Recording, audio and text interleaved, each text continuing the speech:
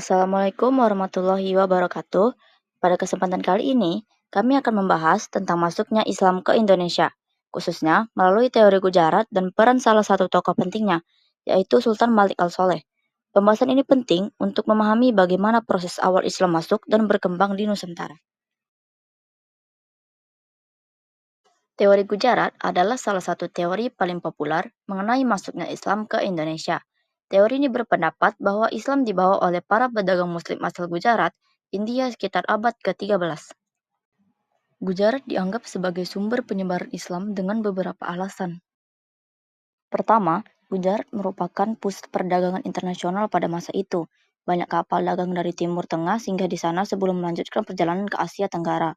Kedua, banyak pedagang Gujarat yang sudah memeluk Islam, sehingga ketika mereka berdagang ke wilayah Nusantara, mereka sekaligus memperkenalkan ajaran Islam.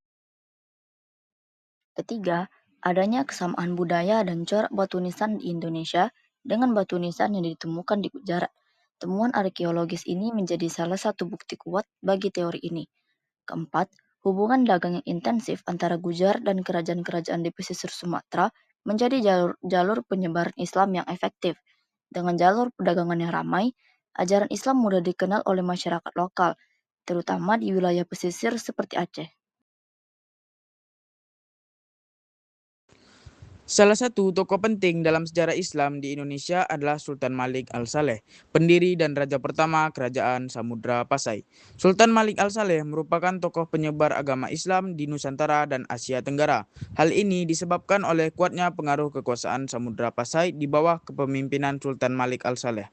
Di nisan Sultan Malik Al-Saleh tertulis aksara Arab yang artinya ini adalah makam almarhum yang diampuni, yang kuat dalam beribadah, sang penakluk yang bergelar Sultan Malik Al-Saleh. Ada beberapa peran penting Sultan Malik Al-Saleh dalam penyebaran Islam, yaitu 1. Menjadi Raja Muslim pertama di Nusantara yang tercatat dalam sejarah, berkuasa sekitar abad ke-13. 2. Di bawah pemerintahannya, Samudra Pasai berkembang menjadi pusat studi dan perdagangan Islam, sehingga banyak ulama dan pedagang luar datang ke sana. 3. Ia memperkuat identitas Islam di kerajaannya, termasuk penggunaan mata uang bernuansa Islam dan penerapan hukum berbasis ajaran Islam. 4. Samudra Pasai menjadi kerajaan pelabuhan yang ramai dikunjungi pedagang dari Gujarat, Arab, Persia, dan Asia Tenggara, mempercepat proses Islamisasi. 5.